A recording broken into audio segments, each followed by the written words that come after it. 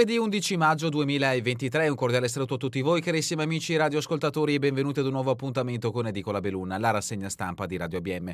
Un saluto anche a chi ci sta guardando in diretta dalla pagina Facebook di Radio ABM e dal canale YouTube dell'Associazione Bellunesi nel Mondo. Dai nostri studi in via Cavour 3 a Belluno, Marco Crebas vi accompagnerà nella lettura del quotidiano, in questo caso il Gazzettino di Belluno. Diamo quindi subito uno sguardo ai titoli presenti in prima pagina. Ecco come si apre l'edizione di oggi. Prade, caso NIS, tutto legittimo. Dopo la sentenza della Corte dei Conti, l'ex sindaco studia la contromossa, la condanna al risarcimento sarà annullata, altro che operazione censurabile, noi ci sentiamo orgogliosi di quello che abbiamo fatto per il Nevegal.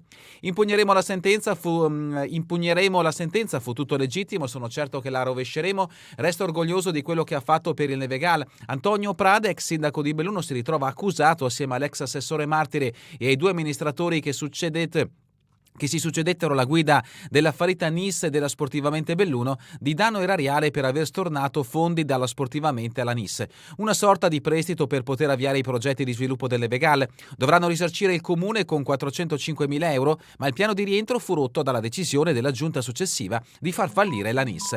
L'approfondimento di Marsiglia a pagina 2.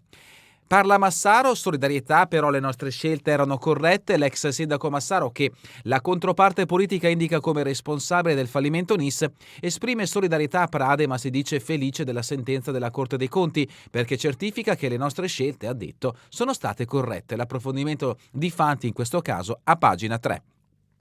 Sempre dalla prima pagina del Gazzettino di Belluno, omicidio di Fener, Pedro Dominguez resta in carcere, ieri interrogatorio e udienza di convalida, la difesa l'ho solo disarmato e poi spinto. Resta in cella Pedro Livert Dominguez Sanchez, il 46enne papà vedovo di 4 figli, accusato dell'omicidio di Antonio Costa, il 53enne accoltellato alla stazione di Fener nella notte tra sabato e domenica. Il GIP, al termine di una lunga udienza che si è svolta a Baldeniche ieri pomeriggio, ha convalidato il fermo l'indagato per omicidio volontario ha spiegato al giudice: lo ho disarmato, poi lo ho spinto per allontanarlo e nella colluttazione lo ho colpito, non volevo ucciderlo.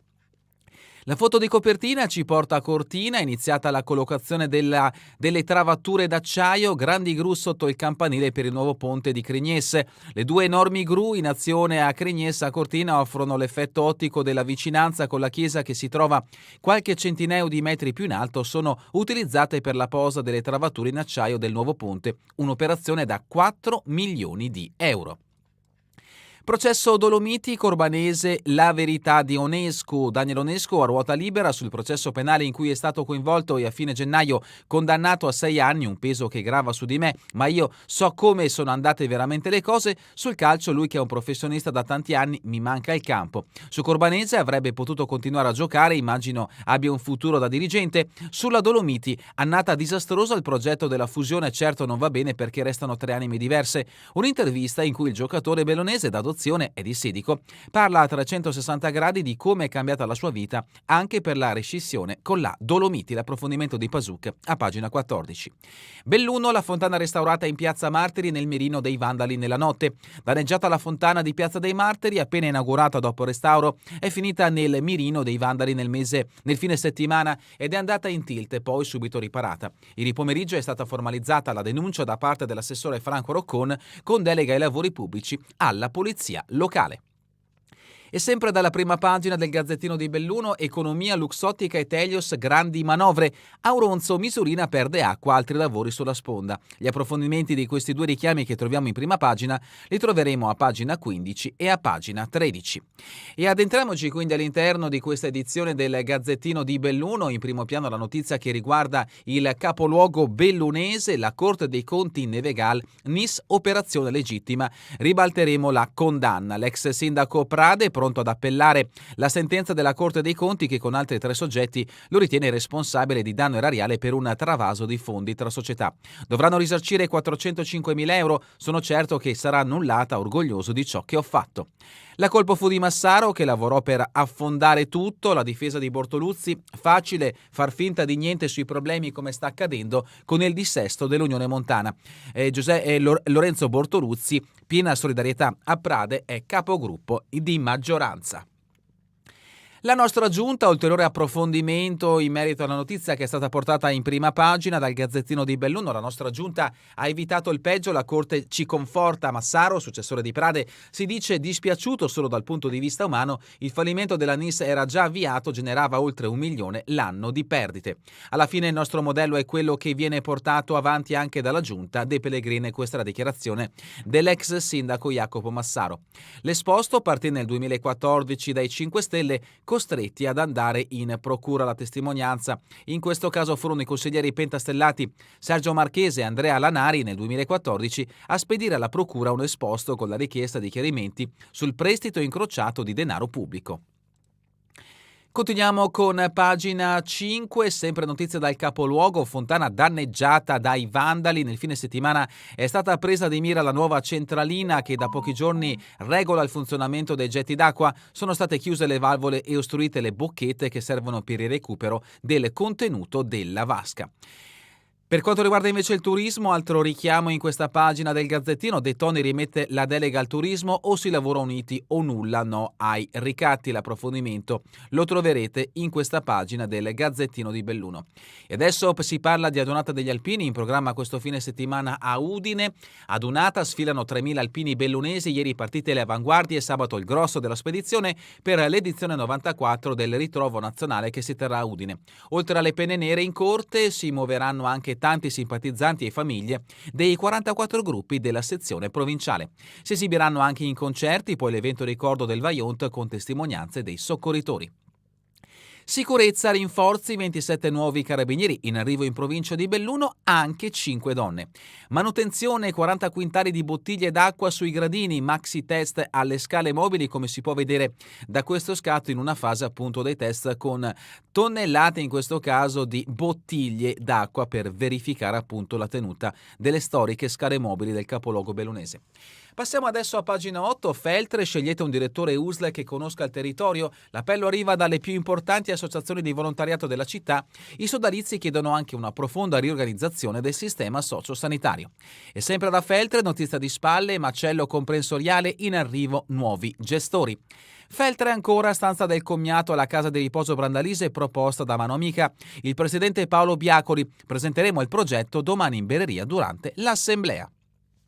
Troverete anche un inserto dedicato appunto alla Adunata degli Alpini. Per questioni di tempo non abbiamo modo di leggerlo. Continuiamo invece con le notizie riferite alla provincia di Belluno. Siamo a pagina 9. L'ho disarmato, non volevo ucciderlo. Un approfondimento in merito all'omicidio avvenuto domenica scorsa nel comune di Alano di Piave. Pedro Dominguez, accusato dell'omicidio volontario di Antonio Costa, ha ribadito al GIP la sua versione dei fatti. Ha risposto alle domande dando la sua ricostruzione dei fatti. L'ho spinto col coltello in mano e l'ho ferito accidentalmente. Il giudice ha convalidato il fermo e confermato la custodia cautelare. L'indagato resta in cella.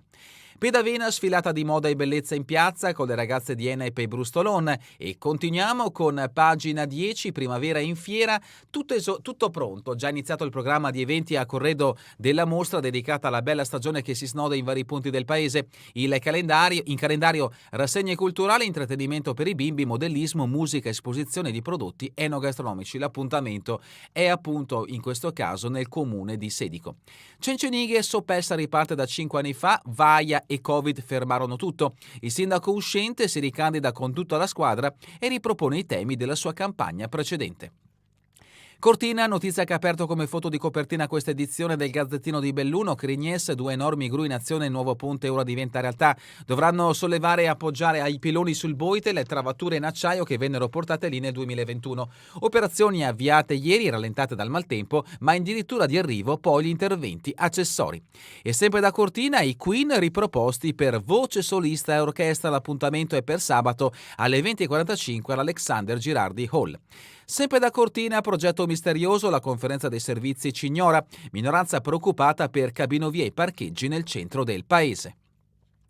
Auronzo, Misurina, Lago Colabrodo, il comune rifà la sponda. L'intervento a settembre scorso, costato 70.000 euro, ha soltanto ridotto le perdite. Perde acqua il lato sud, serve un'opera radicale di consolidamento della riva. Comelico Superiore, start-up montane femminile, pronti 4 milioni di euro, il fondo del governo dedicato all'avvio di imprese sul territorio. E concludiamo con lo sport, l'intervista le verità di Ionesco, mi manca il campo, ormai rescisso il contratto con la Dolomiti, Daniel parla di tutto, anche del processo penale è un peso per me, ma io so come sono andate veramente le cose. Leggiamo qualche estratto di questa intervista a firma di Egidio Pasuc. Il campionato, stagione disastrosa e la fusione non va certo a gonfie vele perché restano 3 anime diverse. Cormanese poteva giocare ancora, io ripartirei dai ragazzi locali e farei firmare subito Artioli e Swiderkowski. Rugby, aspettando Villorba Feltre, si fanno onore tutte le giovanili, dall'Alpago a Saforze le rappresentative provinciali in evidenza. E terminiamo con la rubrica Cultura. Da sabato a domenica 21 il Città di Belluno, che prevede 80 audizioni e 3 concerti finali. Un ospite speciale per il concorso dei giovani talenti. Annunciata la presenza di Giovanni Caccamo, cantante prediletto di Franco Battiato, già visto anche al Festival di Sanremo. E con questa notizia è davvero tutto per l'edizione di oggi di Edicola Belluno. Vi ricordo che torneremo in replica questa sera via streaming alle 20, domani mattina all'1, ora locale italiana. A voi tutti un buon proseguimento di giornata, in compagnia come sempre di Radio ABM, la web radio dell'Associazione Bellunesi nel Mondo.